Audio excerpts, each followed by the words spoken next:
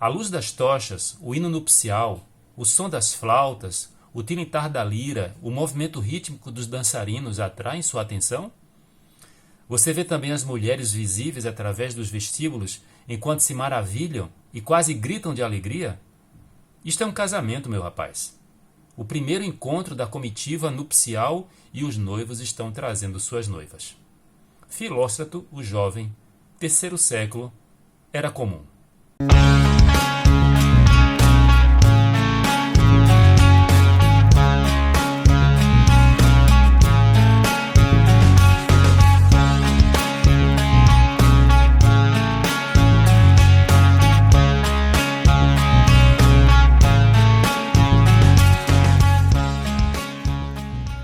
Olá, sejam todos muito bem-vindos ao canal Mitologia Grega de A a Z. Meu nome é Sérgio Paulo de Melo Feitosa, sou mestre em Ciências da Religião e psicólogo clínico e estou aqui mais uma vez trazendo conteúdos relacionados à mitologia grega. Nós estamos dando sequência e praticamente concluindo com um conteúdo e uma sequência de conteúdos, melhor dizendo, uma sequência de conteúdos relacionados à mitologia grega, no caso, dedicadas à deusa Hera. E nós estamos entrando hoje especificamente, assim como eu havia comentado na introdução, na apresentação, no último conteúdo gravado, vamos falar um pouco hoje sobre a questão do casamento na Grécia Antiga. Então, eu vou dividir esse conteúdo em duas partes, para não ficar muito longo. Observei claramente na pesquisa que dá para nós fazermos uma apresentação mesmo do caso do casamento, tocando a questão do noivado e depois do próprio casamento. Então, vai dar perfeitamente para nós fazermos essa separação, porque é necessário também que haja uma introdução, uma apresentação do que seria esse dito casamento na Grécia Antiga. Uma coisa que nós não podemos esquecer é que nós, quando pensamos em casamento, nós pensamos dentro da nossa experiência, na nossa modernidade ou pós-modernidade. Na Grécia Antiga, as coisas eram mais complexas, eram diferentes e não tinha apenas um formato, o casar, como vocês verão. Como nós estamos pontuando aspectos que estão relacionados, por exemplo, às chamadas cidades-estados, em que elas eram independentes, havia uma diversidade muito grande de como poderia se apresentar o relacionamento formal, né, porque iria resultar no caso do casamento. E nós temos também um outro problema, que pouquíssima coisa foi preservada e encontrada, porque pode ser que ainda alguns textos possam ser encontrados em algum tipo de escavação, mas pouca coisa restou, só existe preservado um relato que é de uma cidade na ilha de Creta. Eu vou fazer esse comentário em relação ao que envolvia o casamento, e o restante se perdeu. Também nós estamos num período em que, apesar de haver certos registros, muita coisa era vivenciada de modo informal, né? Tanto que no casamento da Grécia, na Grécia Antiga, não havia necessidade nem de um sacerdote estar presente, como nós entendemos dentro da nossa contemporaneidade, né? Então, os casamentos que estão envolvidos no aspecto religioso tem sempre ali um dirigente, seja um pastor, seja um padre, enfim, qualquer tipo de oficial religioso para dar uma palavra que seja relacionado à crença do casal. Então, assim, a gente precisa entender toda essa diferenciação, precisamos entender toda essa composição e complexidade. Uma coisa também muito importante, claro, é que, como nós estamos tratando aqui de conteúdos relacionados à mitologia grega, o que vai se enfocar, o que eu vou enfocar, apesar de falar de algum tipo de comportamento que era necessário se apresentar no momento do casamento, antes, durante e depois, o meu enfoque, claro, vai ser o foco pelo viés da presença mitológica, como era entendido por aquelas pessoas que existiam naquele período histórico ali, tá? Então, vou procurar ser o mais abrangente no sentido de informações possíveis, mas sempre tocando aspectos relacionados à mitologia grega. Bom, então, eu quero, antes da gente dar continuidade, quero deixar aqui um abraço para algumas pessoas que o último conteúdo teve bastante reação. aquele que eu falei dos casais mitológicos. Então quero deixar aqui um abraço para o Wesley. O Wesley, ele deu bastante reações, ele foi lendo, ele foi assistindo os conteúdos, né? E ele foi reagindo e escrevendo algumas coisas para mim. Eu devolvi algumas perguntas para ele, acredito que todas, viu, Wesley? Um abraço para você. Também teve um outro inscrito que é o Juan, o canal dele é o Cian Blue Star. Quero deixar um abraço pro Juan. Quero deixar um abraço para Marluce Lima, também deixou um comentário dela, e muito obrigado, Marluce, pela sua reação, seja sempre bem-vinda. O Nil também, que deixou registro, e o Hilário também chegou a fazer um comentário em relação a um conteúdo curto que eu fiz de relatos relacionados às metamorfoses, né? Em que ali ele falou que eu tinha deixado de fora as idades. Na verdade, eu acabei cortando vários episódios. No momento adequado eu vou soltar outros episódios lá relacionados às metamorfoses, como também tem um dia a intenção de tocar nos aspectos da Ilíada e da Odisseia, mas, como dizia o poeta, o tempo é o senhor da razão, tá? Então, se você chegou até aqui, seja muito bem-vindo ao canal. Se você chegou até por uma indicação do YouTube, então fico muito feliz. Se você não for inscrito, vou pedir que você se inscreva no canal, que você dê o seu like e ative as notificações. E se você souber de alguém que gosta do conteúdo de mitologia grega, convide essa pessoa para que possa conhecer o canal e, quem sabe, se inscrever. Isso vai ajudar bastante o nosso impulsionamento. Bom, então, o primeiro ponto que eu quero elencar aqui na nossa apresentação, no nosso debate em relação ao casamento na Grécia Antiga relacionado à mitologia grega, é que havia, obviamente, uma divindade que era a patrona principal do casamento, e que era, obviamente, como a gente já sabe, a deusa Hera. Hera, ela é uma divindade que tinha epítetos específicos relacionados ao momento do casamento, como eu vou comentar aqui agora. Então ela seria aquela protetora mais celestial, ela seria aquela protetora do casamento no sentido mais, eu vou dizer uma palavra etérea, mas no sentido não de diluído, tá? Até porque havia um escalonamento de outras divindades, pelo que eles acreditavam, que estavam mais próximas do casal. E Hera seria aquela identidade, aquela figura mitológica que estaria sobre todos. Então ela não tinha uma proximidade tão grande como se pode observar nos relatos em relação à questão do casamento. Então, quais seriam os epítetos de Hera relacionados aos aspectos em que ela protegia o casamento? O primeiro epíteto é o Gamélios. O Gamélios, esse epíteto quer dizer aquela que precede o casamento, ou seja, era a ideia cultuada para com que ela precedesse, que ela começasse, que ela fosse na frente, né? Havia o Gamestolos. O Gamestolos seria também aquela que lidera a tropa do casamento. Tem algumas divindades que vão ser consideradas protetoras do casamento, inclusive tem duas divindades masculinas que chegam a ser comentadas como sendo protetoras do casamento, Zeus e Hefesto, e também outras três divindades, como a gente vai observar no decorrer aqui do nosso conteúdo. Um outro epíteto de Hera o epíteto é Ninfolomené. Então a Ninfolomené seria aquela que é liderada como noiva. Esse epíteto era citado na cidade de Plateia.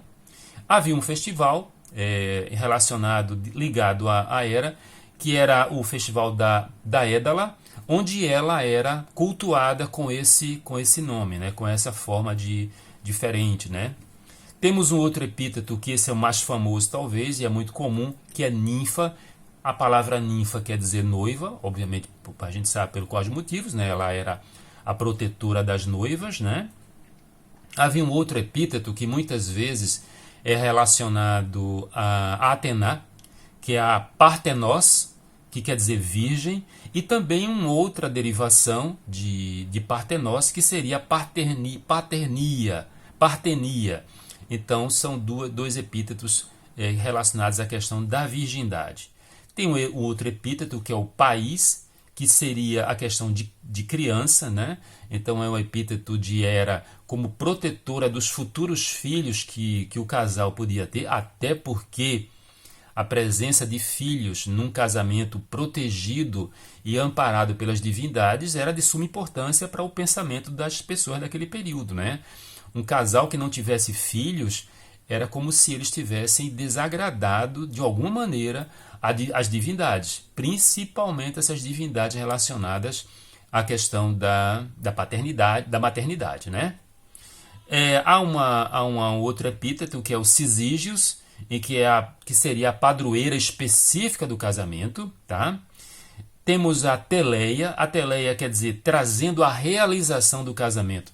Não bastava ter apenas a ideia do casar, ótimo, mas era necessário, obviamente, que esse casamento chegasse à sua consumação, né? Muitas vezes havia a ideia, o encontro das famílias, dava tudo certo e tal, mas só que em alguns momentos poderia acontecer algo ruim em que aquele casamento não iria se realizar. E aí vinha essa Teleia, essa hipóstase de Hera Teleia, trazendo a realização do casamento, para que ela fosse propícia a isso.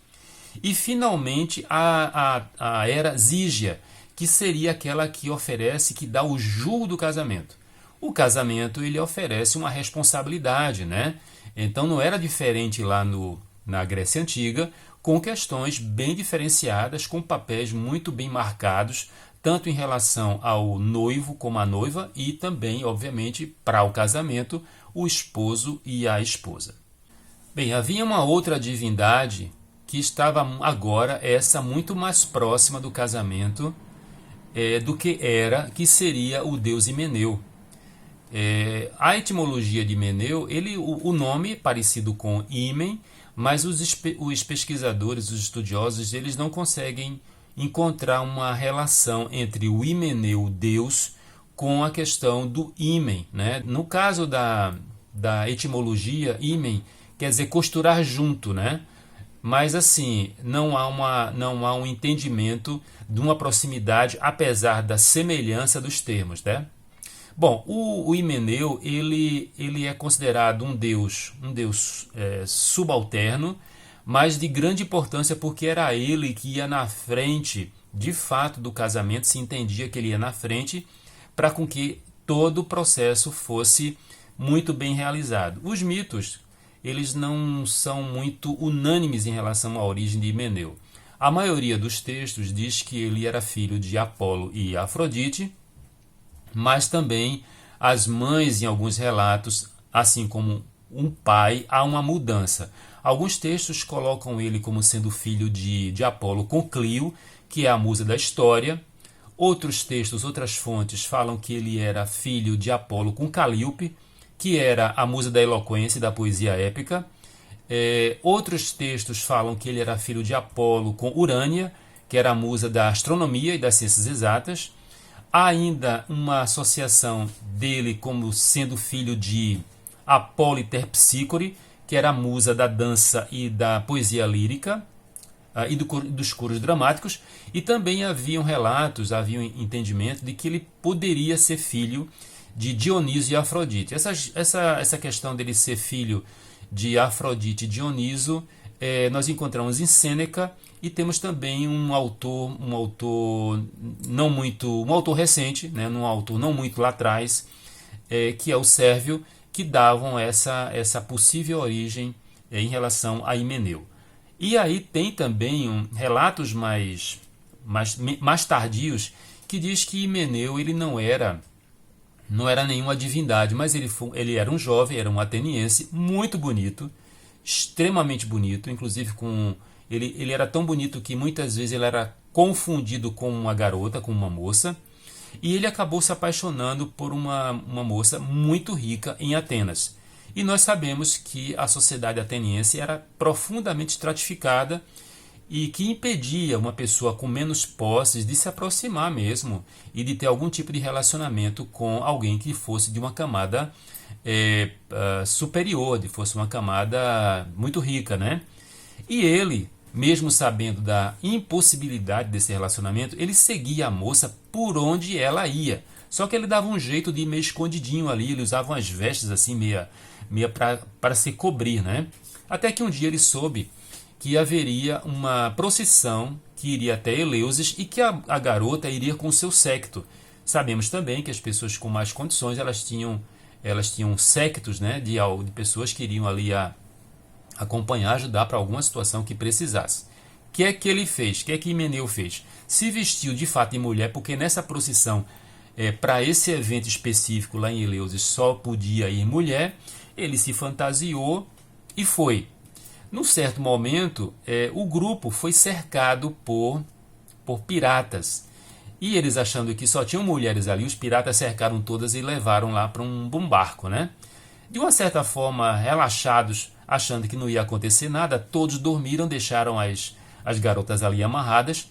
E o Himeneu deu um jeito, conseguiu se livrar das cordas, conseguiu se livrar da imobilização, se revelou como homem e urdiu ali com elas uma reação para enfrentar os piratas. Deu certo, elas mataram juntamente com ele todos os piratas e regressaram com essa história fantástica para Atenas. Chegando lá, o dirigente da cidade, os responsáveis da cidade ficaram abismados, ficaram maravilhados e, em relação à questão de um prêmio possível que podiam dar para ele, disseram que ele escolhesse o que é que ele gostaria de receber como prêmio. Era comum isso acontecer na Grécia Antiga, tá? Então era alguém que tivesse feito algo de proteção a um notável era premiado, né? Assim como aquele que de alguma forma conseguisse preservar a cidade de algum tipo de situação de assalto, de combate, alguma coisa assim. E ele não se fez de rogado, né? Ele acabou dizendo que queria casar com a moça, que o mito não preservou o nome, pelo menos eu não encontrei. Pelas questões legais, não poderia haver aquela união, porque eram de classes sociais muito distintas, mas ele de fato ele tinha salvo, não apenas ela, mas ele tinha salvo um grupo de pessoas. E ela, no caso, estaria sendo obrigada a se relacionar com ele. Só que ela acabou se interessando bastante por ele e ela não fez qualquer tipo de recusa em relação a se relacionar e se casar com Himeneu. E aconteceu o casamento. E o mito diz que eles foram tão felizes, eles acabaram tendo a sua vida, eles envelheceram, tiveram seus filhos, conseguiram ver seus netos, até que finalmente eles morreram.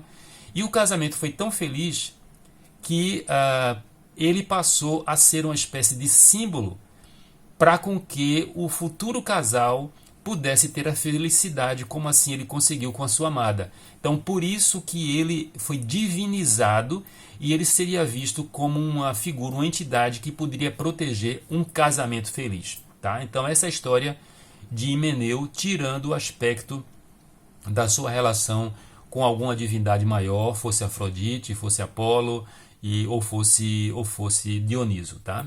Então, a história de Himeneu. Bem, ao passar agora para a questão do casamento, especificamente falando, eu vou fazer uma leitura aqui de uma obra que é essa obra de Antropologia Cultural, que é do Luiz Gonzaga de Melo, e o autor ele diz o seguinte em relação a casamento. Após essa leitura eu vou fazer os comentários, nós vamos começar a falar sobre o noivado, tá? Mas vamos falar, por exemplo, aqui o que o autor fala de casamento. O casamento, como já foi salientado, diz respeito às relações de afinidade. Na prática, é ele quem vai dar continuidade às relações de sangue. Homens e mulheres estabelecem a aliança conjugal e esta dará origem a novas relações de consanguinidade, ou melhor, a sua continuidade, através do tipo de descendência adotado patrilinear, matrilinear ou bilateral. Embora atualmente o casamento tenda a se transformar em uma escolha mútua individual, sabe-se que o matrimônio implica na união de dois grupos, de duas famílias. Daí o motivo pelo qual as famílias dos futuros nubentes tanto se empenham em incentivar certas uniões e a desencorajar outras. Em certo sentido, o matrimônio é o mais importante do que mesmo os laços de sangue. Esses últimos são compulsórios, né? Nós sabemos muito bem.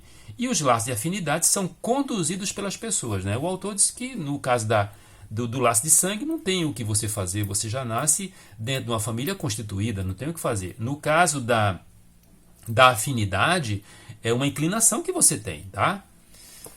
Mas isso pelo viés contemporâneo, né? Porque na Grécia Antiga não funcionava assim. Sem desmerecer os fatores biológicos do matrimônio, a união dos sexos deve insistir no seu caráter cultural.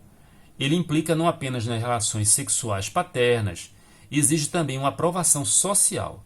Essa aprovação social é que lhe oferece um caráter de rito de passagem, o casamento no caso, né? Todas as sociedades atribuem ao casamento uma importância considerável. Para os nubentes em geral, representa o matrimônio um momento importantíssimo nas suas vidas. É ele que propicia uma transformação nas personalidades dos nubentes, dando-lhes um outro papel ou conjunto de papéis. Razão porque a comunidade é chamada a testemunhar a investidura da nova condição das pessoas, dos nubentes. Uma coisa que eu quero comentar aqui é que todas as fontes que eu localizei não associavam necessariamente o relacionamento entre as pessoas para casamento como o amor romântico. Era muito comum haver um acerto entre a família da noiva, na figura de um protetor ou de um tutor, que era o Kyrios, podia ser em geral o pai, mas na falta do pai, alguém que fosse responsável pela noiva, e o noivo, ou pela família do noivo. Praticamente era esse acordo, tá? Muito raramente acontecia da noiva escolher seu candidato. Quando acontecia a escolha do candidato, durante o processo de preparação do noivado, que era comum haverem festas, banquetes, era comum acontecerem jogos. Então, que se participavam-se os candidatos, os ditos candidatos.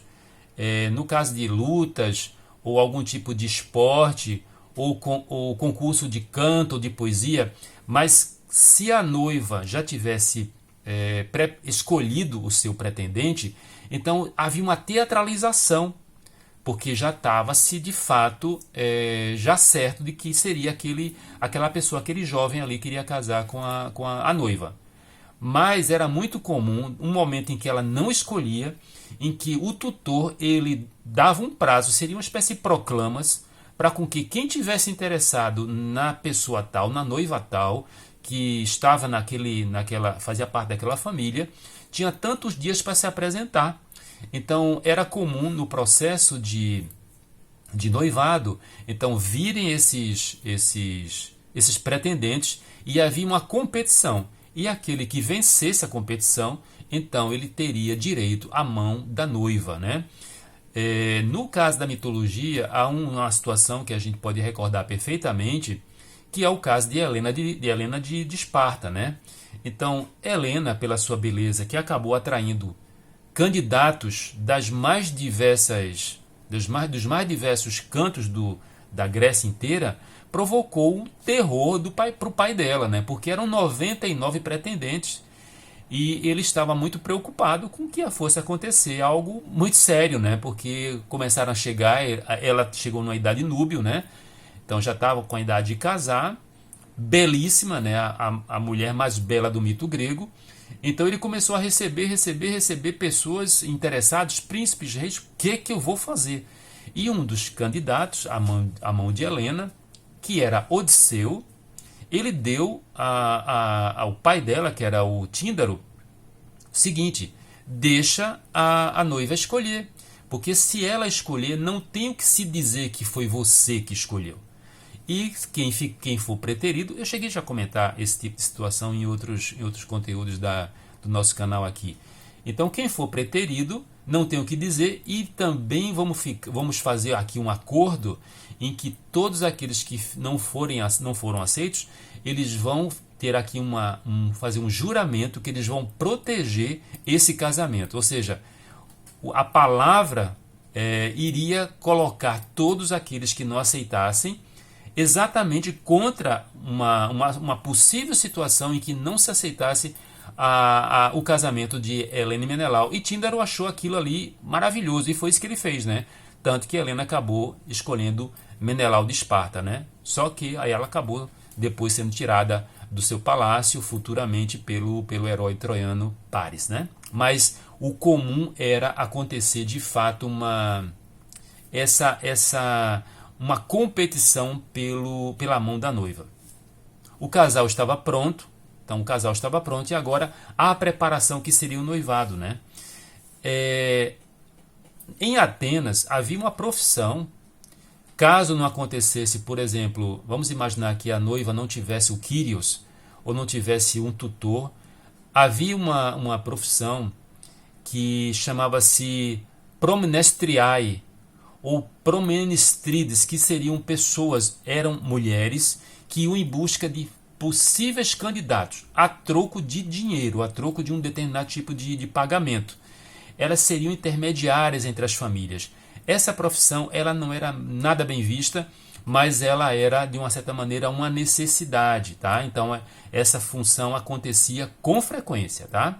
Havia a troca de presentes entre as famílias, não apenas em relação aos presentes que a noiva poderia receber, mas a família do noivo também recebia presentes como uma troca amigável de relação, né? Então, era para ficar claro que não se estava comprando a noiva, não se estava negociando a noiva, mas ali até o próprio o autor aqui, o Luiz Gonzaga de Mello, ele faz esse tipo de comentário, que havia a intenção de que as famílias elas tivessem um bom encontro, uma boa junção nessa questão da possibilidade do casamento já na constituição do noivado, né? Havia um impedimento de processar uma situação de noivado com estrangeiros, fosse o estrangeiro, fosse homem ou fosse mulher. Havia um impedimento legal. Nós sabemos muito bem, a gente até estuda isso em história geral, nos bancos do ensino médio, né? Que o grego ele não considerava cidadão aquela pessoa estrangeira. Então havia esse impedimento. Sim, uma coisa muito importante era a idade que era recomendada para com que houvesse o casamento. Eu encontrei as fontes divergem em relação à questão das idades sugeridas. No caso dos homens, não. A idade dos homens recomendada para o casamento era em torno dos 30 anos. Era considerado ali que o homem ele tinha com essa idade condições de fato de prover a sua família, né? No caso das moças, das mulheres, as fontes variam em relação a idade tipo de 14 até os 18 anos, que seria a maioria das fontes que eu encontrei, mas encontrei fontes também dizendo que era entre 16 e 18 anos. Eu particularmente acho mais crível entre 14 e 18 anos, mas várias fontes significativas falam que era entre 16 e 18 anos, e outras 14 e 18 anos, tá? Não havia impedimento de relacionamento dentro da família. Então, as relações consanguíneas elas eram perfeitamente permitidas, tá?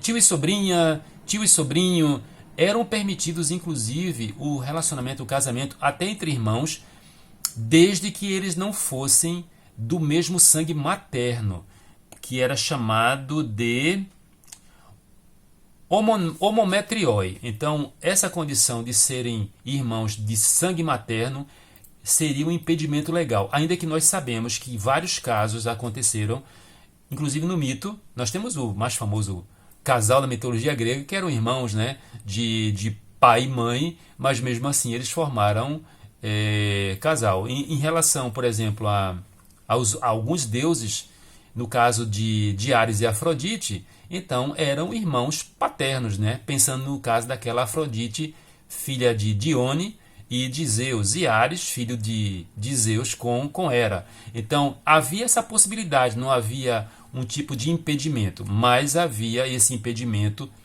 em geral dessa proximidade do sangue materno. A questão da ligação dentro da família, dentro do parentesco, chamava-se anquistesia. Então era permitido sem qualquer problema. Bem, então eu vou dar por encerrado agora, por enquanto, essa introdução, essa apresentação, já tendo falado algo em relação ao noivado, né? Para com que a gente não tenha qualquer tipo de pressa, qualquer tipo de condução acelerada em relação a essas situações que são bem interessantes e bem complexas.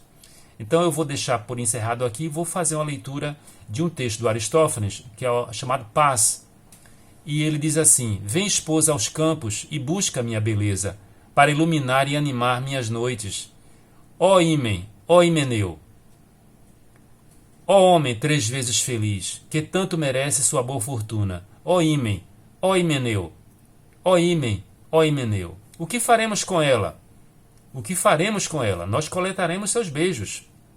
Mas venham, camaradas, nós que somos na primeira fila, vamos pegar o noivo e carregá-lo em triunfo.